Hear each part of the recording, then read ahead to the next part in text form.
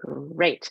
And as is our practice, we've got to kick things off with some NNPN housekeeping. First things first, I want to remind y'all that registration for NNPN's 2024 National Showcase of New Plays is now open.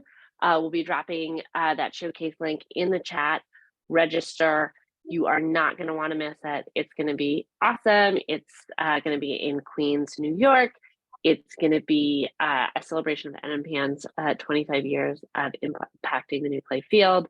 Going to have some great art, going to have some great opportunities to connect across the network. Don't miss it. The other thing I want to call your attention to is NNPN's member theater link tree. Please bookmark this link if you haven't already. This is your one-stop shop for all things NNPN. It is how you can get access to these Zoom calls or watch the recordings if you miss these Zoom calls. It is how you can register for Showcase and add plays to the new play alert and so much more. So please bookmark that link tree, use it often, and stay in touch with all things NNPN. And the team has just dropped that in the chat. Great, Kati. We're gonna loop back around to you because that I want to give you space to give voice to that. So let me get our pitches set up, and I'll invite you to speak more on that at that time. Great. Those were my housekeeping things. And now it's time for pitches. New to us, for folks who are coming back to us, the reminder, these sessions are all about our member theaters. We want to give you space and time to amplify plays, find plays, connect with one another, and build some relationships. If you are here because there's a play that you would like to pitch, this slide that I am sharing offers some basics to keep in mind. We want to know the sort of nuts and bolts about the play. We want to know what it's about, and we want to know why you're pitching it to us.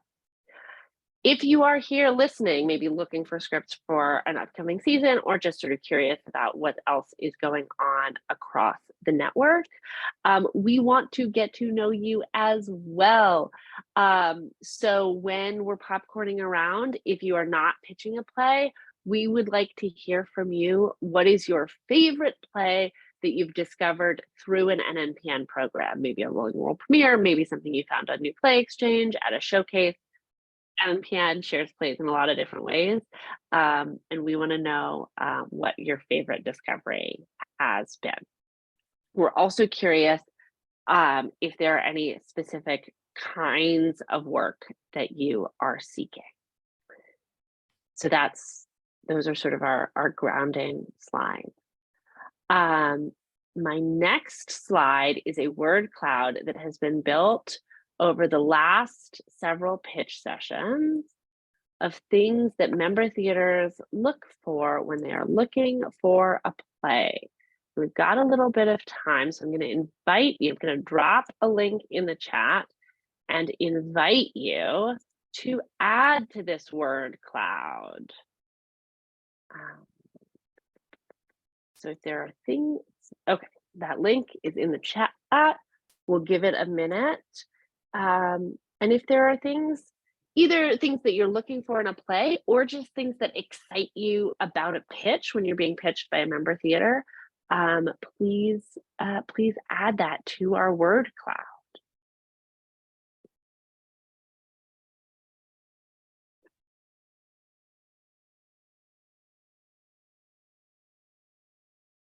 And for those of you who are pitching today, I encourage you to keep this word cloud in mind, knowing that these are some of the things that your peers might be interested in hearing about.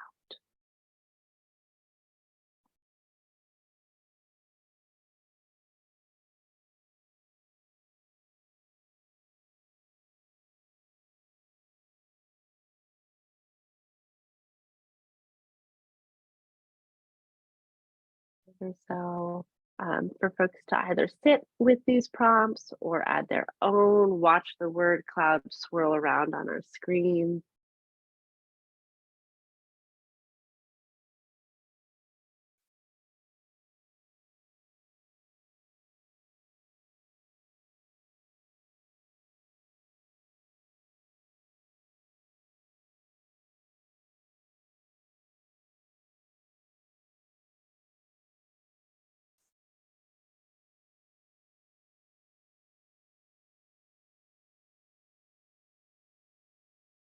Okay, I'm going to stop the share, but please continue to keep these prompts in mind as we move into the pitches.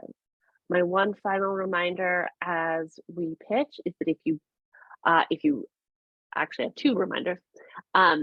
If you want to pitch but have to leave early, please raise your virtual hand so we can ensure that you get a chance to go before you have to leave. Otherwise, we will just popcorn around to folks who are on screen or who add themselves in the chat as well.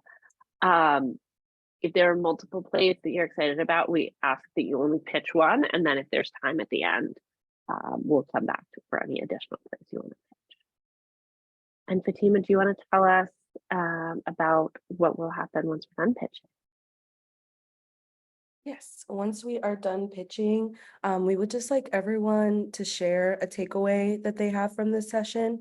It could be a show that you didn't know about before this pitch session that has stimulated you, or you realize you love oranges because there's a show about oranges that we talk about today. It could be anything, but it's important to us that we just share what we're leaving the room with today. Excellent. And with all of that said, who has a pitch that they would like to kick things off with? Actually, Kathy, let's hear from you first, and then we'll ask you to kick it over to someone else.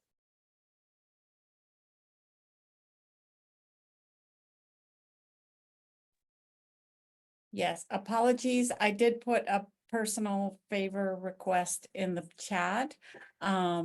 We do have a summer festival that's completely focused on AAPI artists, and one portion is an acting competition. It's really fun. We have some pretty special judges, and last year was our first year, and everybody just bonded so beautifully. So please, if you know any AAPI actors, please share with them. So anyway, but I will jump right into a pitch for our next world premiere. We will start rehearsals July 1st. So you want to sign up today, please. So the play is called The Handless King. It is a three-hander, no pun intended. And it is set in ancient Mesopotamia at the time when papyrus was going to start replacing cuneiform. And it's very funny because the old timer who's so proud of his work and in carving cuneiform is so attached to his art form, and the younger guy comes and has to break the news to him, we're not doing that anymore. We're going to use this thing called papyrus. And so it's sort of this intergenerational, if you've ever been in that situation where either you're resisting change or you're with somebody older who is resisting change. I live in a community where they resist change for everything. The dialogue is fast, witty, funny, and it's written by a young man named Harley Elias, and he is just graduating from Brown. Just such a talent. I think he's going to go so far. The kindest person you'll ever know. So lovely to have in the room, which to me is like more important than anything else is, do I want to hang out with this person for a while and have them within my building? But the themes are very approachable. It's written in very modern language, set in ancient times, based on a carving that he ran across, but very accessible modern themes with a lot of laughs. And that is my pitch, and I can pitch another later if there's more time. Awesome. Thank you, Kathy. You said that y'all start rehearsals July 1st. When does the show itself go up?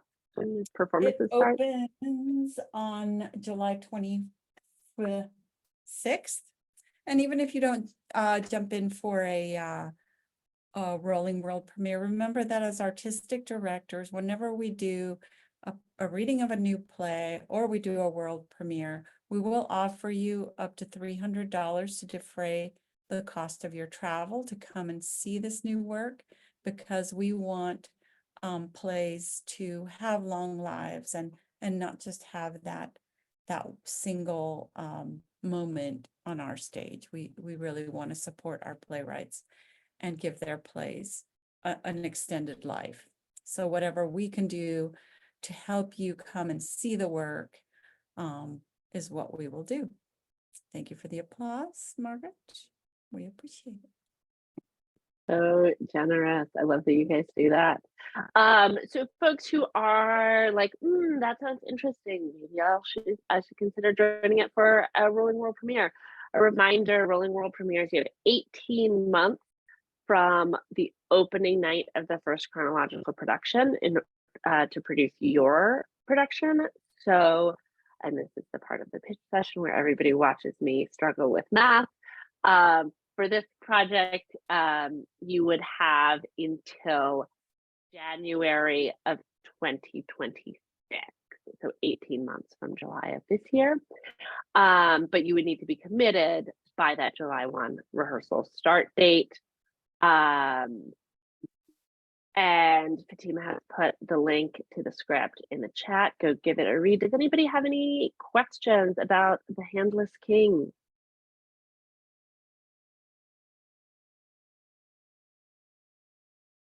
Great. Kathy, would you popcorn to someone you see on the screen?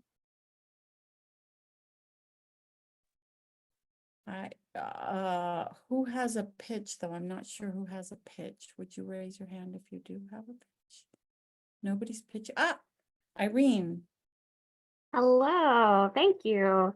So on Anne's recommendation, this is not your classic pitch, but we have a very cool new work development opportunity at Olney that I just want to spread the word about.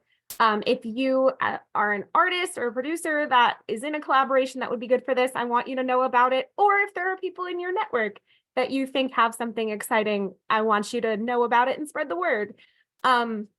Olney has this fund basically called the Vanguard Arts Fund, and we use it to develop new work. It is our way of providing funding and workshop time to works in very early stages so that we can help develop. And of course, for us, the goal is to get them toward production at our theater and to also get them into production at other places. We're specifically looking at, anyone can apply. I will say our favorite applications are collaborations, groups of artists who have come together to create something, and especially interdisciplinary work is something we're really excited about. I'm going to go ahead and put a link to learn more about the Vanguard Arts Fund in the chat. We are currently accepting applications for our oh my gosh, I'm also bad at the math, 24-25 season. So due date is May 1st. Our application form is also at this link. You can find everything you need to know about it. And I'm going to actually pass it to Ellen, who's also at Olney, and she can tell you a little bit about some of the projects we've supported in the past and are supporting right now. Yeah, we're a package deal this time. So some examples of shows that we've actually gone on to produce. A musical called 8016, which was written by Becca Brunstetter and Cinco Paul, which was about a teenage Mary Magdalene. A play called The Joy That Carries You by Awa Salseka and Danny Stoller, which was pitched during the pandemic and amidst the George Floyd protests. Incorporated spoken word elements and was about an interracial couple with an African-American and an Ashkenazi Jewish people. So those are examples of two that we've produced in the past. This season, some that we're super excited to have workshops for include a pop musical called Built for This, written by Kira Stone and Lauren Gunderson.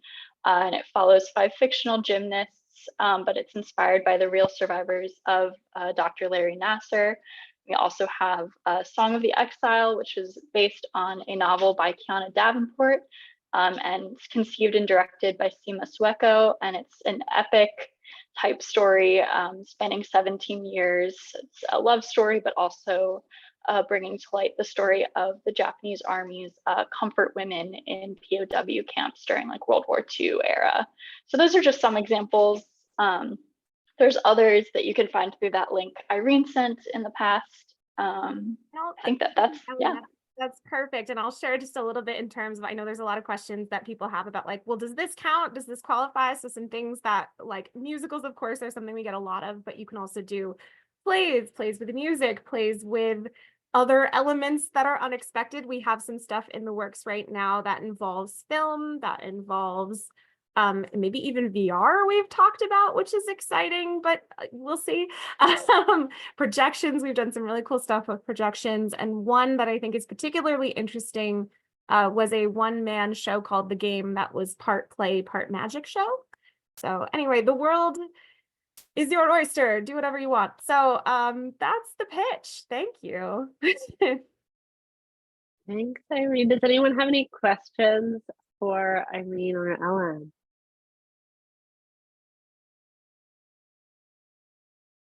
Great. Irene, would you popcorn to anyone who has their camera on? And reminder that if you have your camera on, but you're like, oh, I don't have a pitch, we still want to know about your theater company. We want to know about your favorite play that you've discovered through an NNPN avenue. So, Irene. Yeah, I'll pass it to Nora. Hello. Thank you, Irene. This is such a joy to be a part of. Thank you, everyone. This is my first time, so I don't have a pitch. I'm newer at Horizon. I can share. We have been very fortunate to have had a good previous season. Since I've been here, I was here just as The House That Will Not Stand was coming under production, and then we did Rooted by Deborah Zoloffer, and we just finished with Natasha Pierre and the Great Comet of 1812 as our fall musical. I apologize, I don't know if any have an association with your organization, just sharing about our theater. We've had good responses with those shows, if that's helpful. I can tell that personally, I come from a Shakespeare world, but I am a member and read on the New Play Network, and I'm happy to share a work that I really enjoyed reading. It's Mrs. Harrison by R. Eric Thomas. I don't know the date of it. I apologize. I tried to find it really quick and I couldn't in my really quick searching. So I don't know how old it is, but I thought the story was a beautiful investigation of who has the right to tell whose story, and the differences in viewing stories through different lenses. And I really appreciated that the structure of the story does not dictate anything, but leaves the audience to observe this encounter. It's a two-hander between these two women, and kind of walk away with that still percolating in your head to keep in mind through life. As far as anything that we're looking for, we are still in need of shows for our season. I do believe that Kate Hamill's Dracula is on the list, the short list of what we're considering. I have the impression from leadership that smaller casts will be desirable simply because we have some work being done on our lighting grid that is delaying our season. So we might need some things that are a little faster to put on its feet than another 20-person musical right off the bat. So looking for anything that might be short, a quicker prep time with a smaller hand. But that's Horizon today. If there's anything else you'd like to know, please share. Thank you. But I will popcorn over to Laura. Hi. I do not have a pitch for today. I'm hoping to have a pitch in a few months. But for today, I can tell you that a play that I read that I absolutely fell in love with. I'm going to look at it so I don't get the title wrong.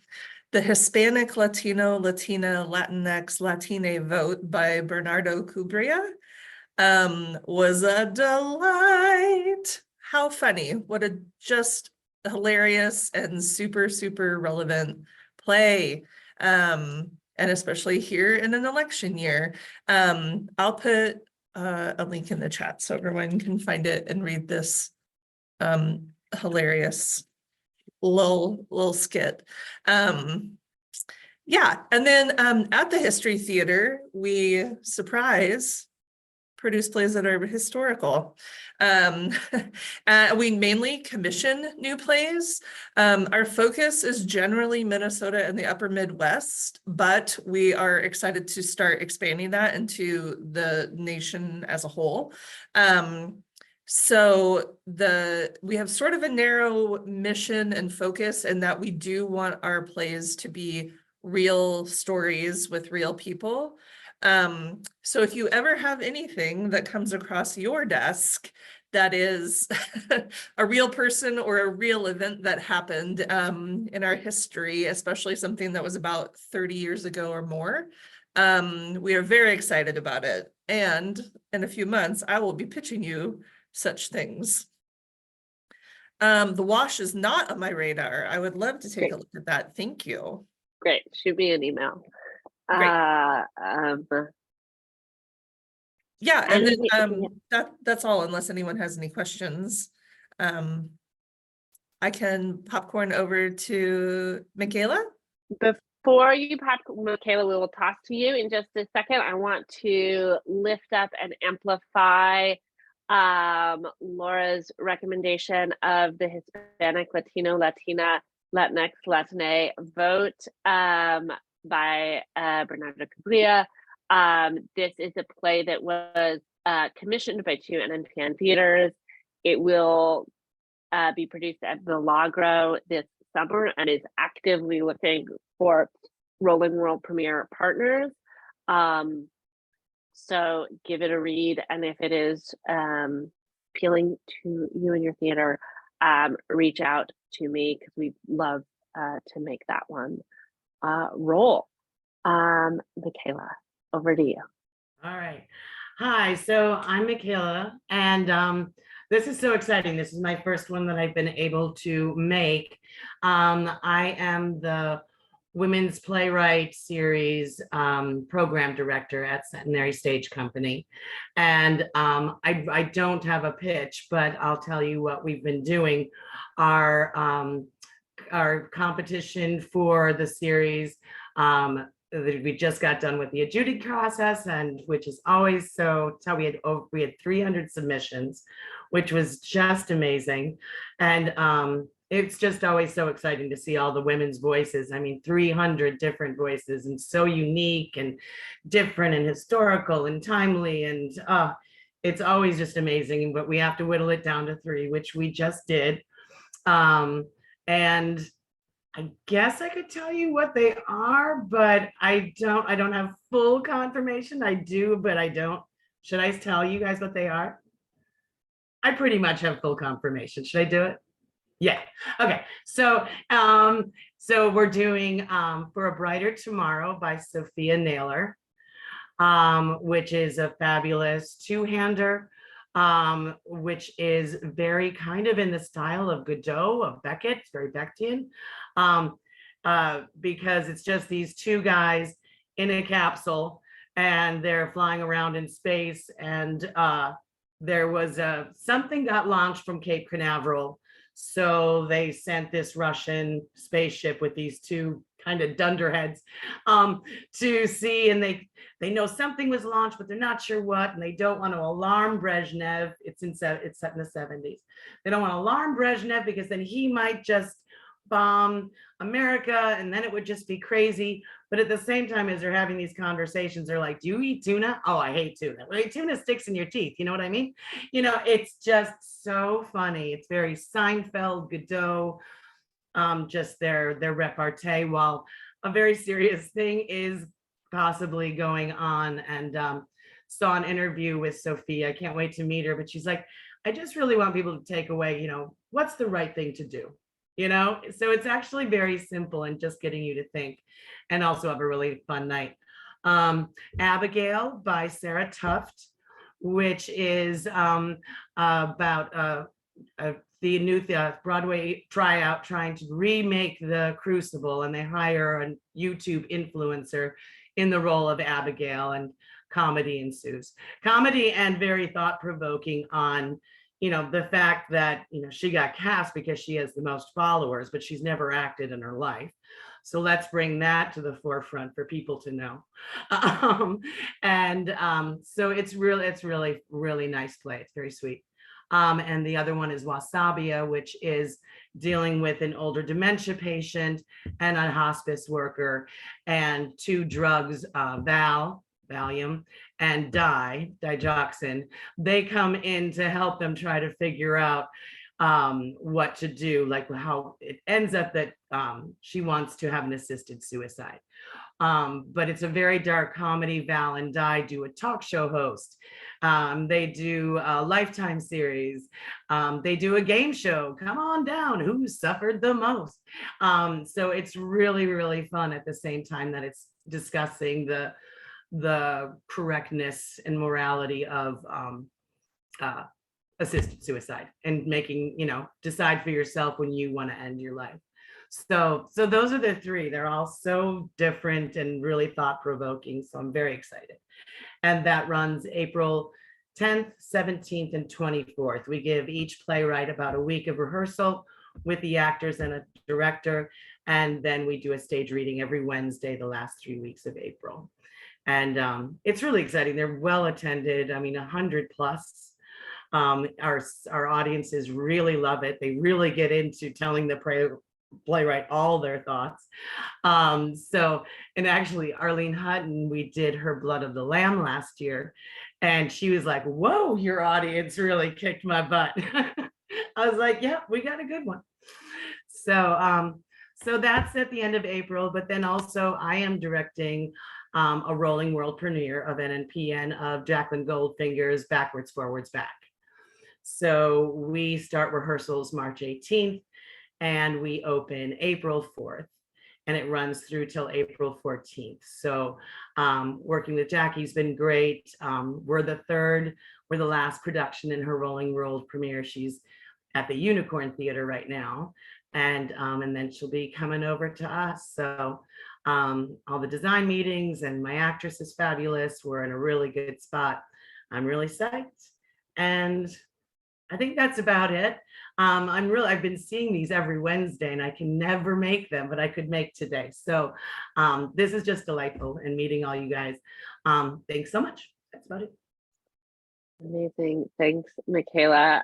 Congratulations on selecting those plays. It sounds like quite the process to get there. So congratulations. And I have a team of 15. Yeah, can't do it alone. And for folks who are interested in Jacqueline Goldfinger's work, Backwards, Forwards, Back is already set as a role, but Associate Member Theater Red Twist in Chicago is going to be producing her other play, Bottlefly, sometime later this year. I don't have the dates in front of me. Queer Southern love story.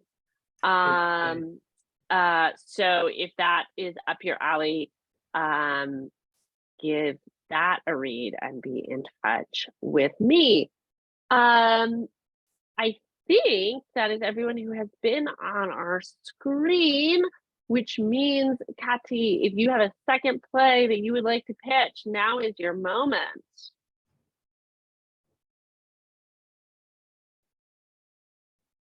Okay, well, thank you for giving me extra time. So the second play I'm pitching, awkwardly, it's by me. But just a little like plug that it doesn't entirely suck. I can't say which festival, but it is a finalist for a very special festival. Hopefully we can announce that soon. And thank you for the yay. So it is called The Amazing, Fabulous, and Spectacular Untruths of Juan Garcia. It is a comedy. It is an adaptation and translation of originally a Spanish play in English, it was translated as The Truth Suspected, which is the most boring title ever. It's by Juan Ruiz de Alarcón. It was then taken by Corneille, I think, and turned into The Liar. Because those French are always stealing from us Spanish-speaking people and then don't tell us about it. I mean, don't give us credit for it. So it is about a compulsive liar. I've set it in Oaxaca, just to make it just visually stunning and beautiful, and because it's what I know. And it is about this young man who's been off at college. He comes back home thinking he's pretty special, but he has a little problem telling the truth. It has mistaken identity. Everybody pretty quickly figures out that he's lying, but they kind of play along to just let him kind of get himself in trouble. So the original, I feel that the ending was a bit misogynistic, in which one of the women is like, no, but I think he's kind of cute. And he ends up with her but she's like his consolation or not his punishment is he doesn't get the more beautiful girl. So I've made the women very strong and funny, and the costumes will be fun and ridiculous. And it's a cast of 9. But you can fill it in with additional people to play market vendors and such if you are so inclined. And pitching is hard, especially what's your own. So I'm just gonna do this. Any questions? Cassie, when are y'all producing that play? That play will open on October 11th. We start rehearsals on September 17th. Again, even if you don't roll with us, remember that there's a stipend. And if you want some good laughs, come check it out. Amazing. Thank you. Great. Any other questions about that play?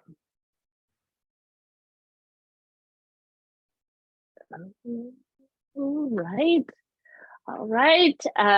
Folks who are off camera, if you want to throw anything in the chat, please do. We'd love to know what you're working on or what you're looking for.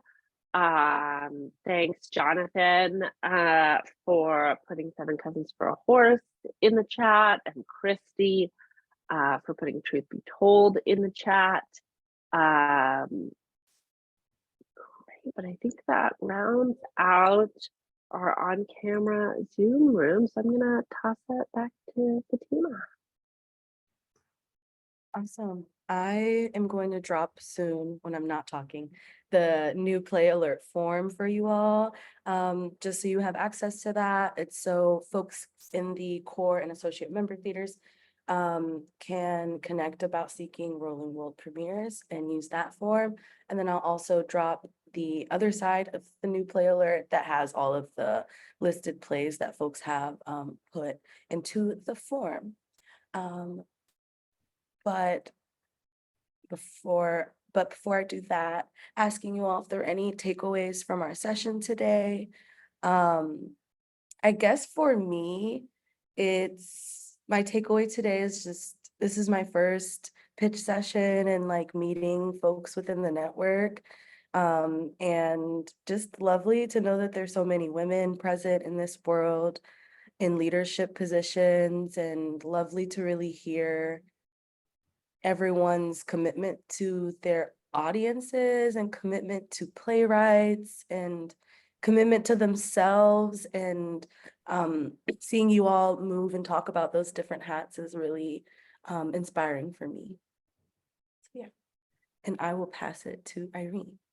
Thank you. Yeah, it's so good to see everybody. I love a pitch session. I think for me, it's always fun to see.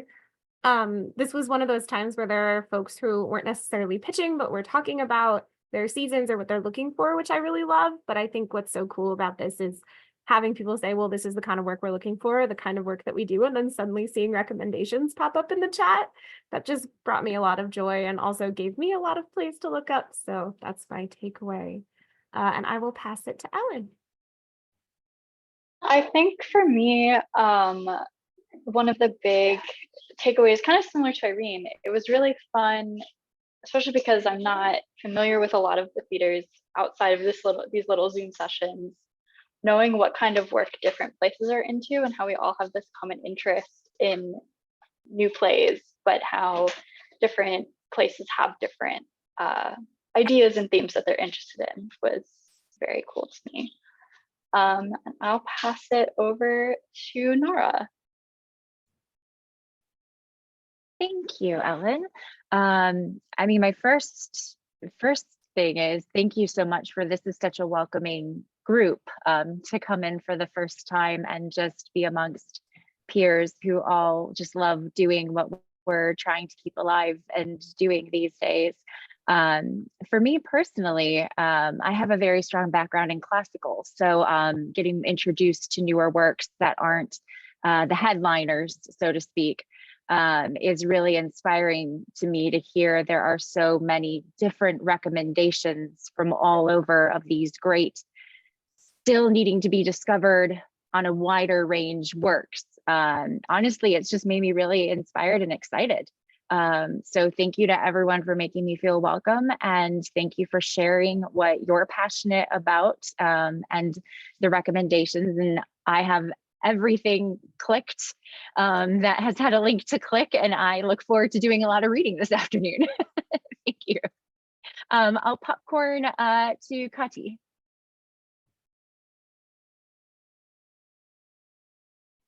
Thank you. Yeah, I both as a playwright and an artistic director, I am really passionate about this organization. I really thought we would never see eye to eye with another couple of companies and to do a rolling world premiere, but we're doing one. And guess what, Anne? I went to see Rift.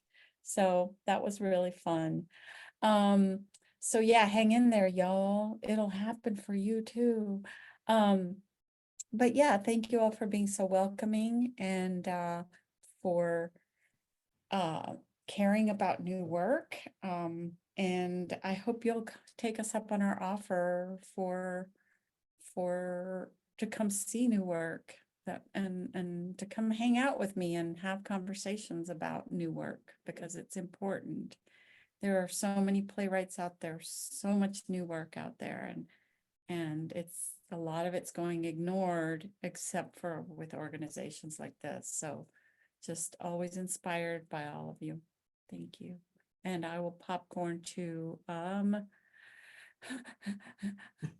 Michaela, have you? Yeah, I haven't said yet. So mine is, I mean, the bulk of my career has always been new work. I came to New York and I met a playwright and, worked with, just started that right off the bat. Everything not almost everything has been new works. And now to have an organization like NNPN that is a platform for the playwrights to get it out there, and then to have, I well up, and then to have all these theaters that are on it and looking at all of these playwrights, their availability of being able to just bring us all together. And because I just think new work is so essential and is just so exciting and vital. And before NNPN, we didn't have that. We knew the playwright that was in front of us, and that was it. And now we're all interconnected and talking to one another about your theater would love this new work. And it makes me just all warm and fuzzy. And also how helpful it is for like Centenary running our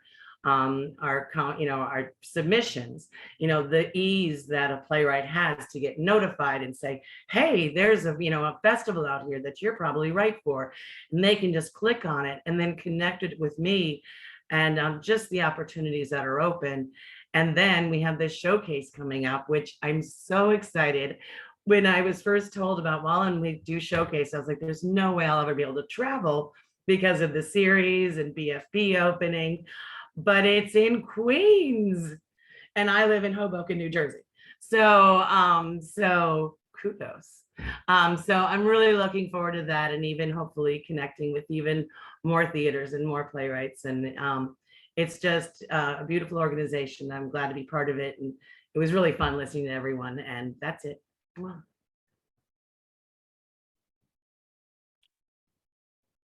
And I think Laura, have Oh, you I'm so sorry. gone? You did go. Sorry. Okay, has anybody on screen not gone other than me? Cool. My takeaway today is that in this role at NNPN, I spend a lot of time thinking about how to support our member theaters towards rolling world premieres of specific plays, and that brings me great joy. But it means I don't always know about the other cool stuff that y'all are doing. And so I'm really glad, Kathy, to have heard about your acting competition, and Irene and Ellen about the Vanguard program at Olney, and Michaela about your festival. And so I'm really invigorated by feeling like today gave me a greater sense of the ecosystem that rolling world premieres are a part of, but not the whole thing. So I'm grateful to all y'all for that. I think that closes us out for today. Thank you all for being here. Please join us in Queens in April. It's gonna be a lot of fun. And please come back virtually in 2 weeks on March 13th for our next member theater chat.